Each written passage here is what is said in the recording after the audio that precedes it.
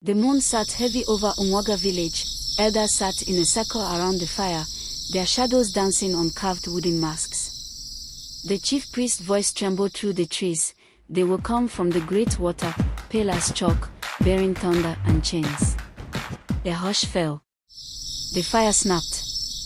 At the edge of the grove, Obafemi gripped his father's spear. Young and fierce, he stepped forward. "If they come," he said, "they will not take our drums." Morning broke golden over Umwaga village. Mist rose from the river as traders filled the bank, baskets of yam, dried fish, palm oil gleaming in the sun. Abini sold her herbs to the sick. Across the water, Obafemi hauled nets with other young men. When he saw her, he smiled, brief but certain. The market was alive, warm, unbroken, a world that believed tomorrow would be the same as today. But far beyond the mist, the river was already carrying whispers of change. Inside the great hall of Obanla, the king sat upon his carved stool. Chiefs gathered in a half-circle, eyes heavy with worry. News had come from the coast. White strangers with metal birds and burning sticks. Some said they brought trade, others whispered of conquest. Obanla raised his hand for silence. "The gods give nothing freely," he said. "A man who accepts a gift from thunder must be ready for fire." One of the chiefs leaned forward, "But, my king, they bring power. We cannot hide forever in the forest." Obanla's gaze darkened. "Then may your tongue not sell what your ancestors built." That evening, the sea was restless. Fishermen steering their canoes home stopped mid-stroke, eyes fixed on the far edge of the water. A column of dark smoke rose against the fading sun. They watched as a massive iron ship crawled closer. Back in the village, word spread like harmattan fire. Children ran through the paths shouting, "A mountain moves on the sea." Elders gathered by the riverside, their faces hard with memory. The next morning, a small boat cut through the mist. At its head stood a pale man in a white coat. Behind him stood soldiers with rifles. The man smiled. "Peace be with you," he said. The villagers gathered at a distance, whispering. The man bowed slightly. "I am Reverend Collins. I bring the word of God and friendship from the Queen." Night returned to Umwaga with fire and rhythm. The ancestral drums stood in a circle. Despite whispers of the strangers' warning, the people gathered. They danced barefoot on the earth, bodies painted, voices calling to the spirits of the river and forest. Obafemi beat the drum of his lineage, steady, defiant, alive. Each strike rolled like thunder through the trees. When the final drumbeat faded, the night held its breath. Somewhere in the darkness, a match was struck. The drums of Umwaga had spoken and been heard. Between the trees, pale figures moved, rifles glinting, boots sinking into red soil. A local guide, face hidden beneath a hat, led them along the hunter's paths. From a ridge above, Obafemi crouched, his breath still. When the wind shifted, he slipped away through the forest shadows, racing home. The gods had been right. The strangers had entered the trees. The palace air was thick with fear.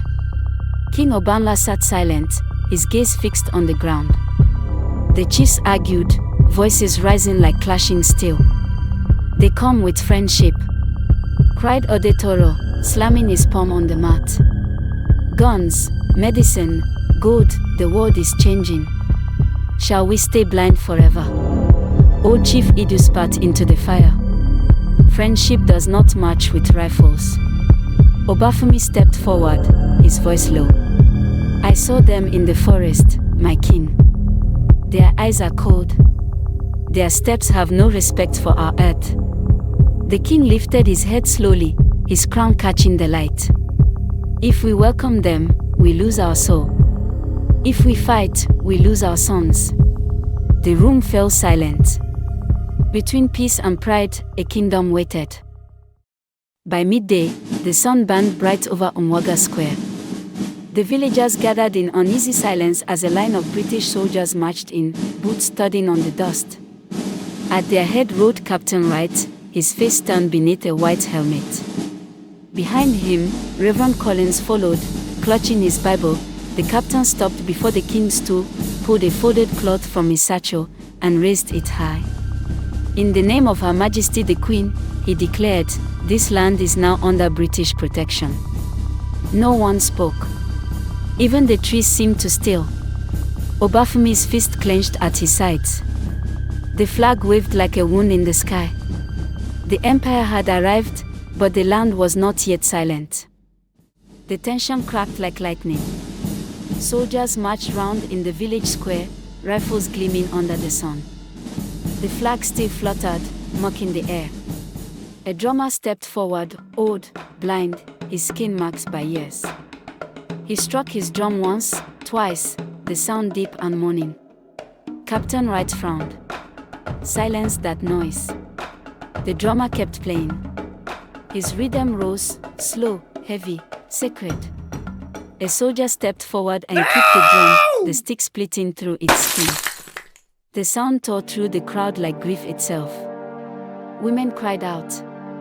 Elders fell to their knees. You have broken the voice of our fathers, they whispered. Wright turned away. Now they'll learn to listen. But from the edges of the forest, faint echoes answered, other drums, waking. Night again. In the heart of the sacred grove, Obafemi and his comrades knelt before the ancestral tree, faces lit by flickering fire. The carved masks hanging from the branches seemed to watch them, silent witnesses of old wars and broken peace. Chief Idu stepped forward, holding a bowl of palm wine mixed with red earth. Swear now, he said, voice deep, that no foreign foot will own this soil while your blood still flows. Each man dipped a finger in the bowl, touched his chest, then the ground. Obafemi raised his spear to the stars. By the spirits of the river and the drums beneath the earth, he vowed, I will not kneel. The wind stirred suddenly, the ancestors heard. The war of the drums had begun. Dawn shimmered red over the riverbank. Mist floated low, soft as breath. Hidden among the reeds, Obafemi and his warriors waited, spears poised, hearts steady. Across the water, a British patrol advanced, rifles glinting, laughter careless. They did not see the eyes watching them from the tall grass. At Obafemi's signal, the air split, arrows flew, spears whistled, war cries rose from every side. The river exploded in sound. A soldier fell face first into the water, another stumbled, clutching his chest. Muskets fired back, white smoke curling through palm leaves. It was swift and fierce, a clash of thunder and stone, of empire and earth. When the firing stopped, the British were gone, their boots and blood left behind. Obafemi stood tall, chest heaving. For the first time, Umoga had struck back. The news reached the British camp before sundown. Captain Wright's jaw tightened as he stared at the bloodied helmet laid before him. So they dare, he muttered. Then we'll teach them fear. Reverend Collins tried to speak. Captain, they were defending their home. Let me talk to their king. Enough, Wright snapped. You talk. I act. Orders were shouted. Men loaded rifles, checked powder, lit torches. The calm river now reflected the glint of bayonets and hate. As night fell, drums echoed faintly from the forest, proud, unbroken. Wright listened, ice cold. By morning, he said, those drums will be silent. In the dim shine, Abeni knelt before the fire. Smoke curled upward like restless spirits, flickering against the carved faces of forgotten gods. Her hands trembled as she poured libation on the earth, palm wine mixing with ash. She gasped as a vision gripped her, flashes of burning huts, the sound of gunfire, women wailing, and a river running red. Then, amidst the chaos, she saw a white bird rise from the flames. Abeni fell forward, weeping. The gods have spoken, she whispered. Blood will come, but so will the child of balance. Outside, thunder roared, though the skies were clear. Night falls thick over Obanla's compound.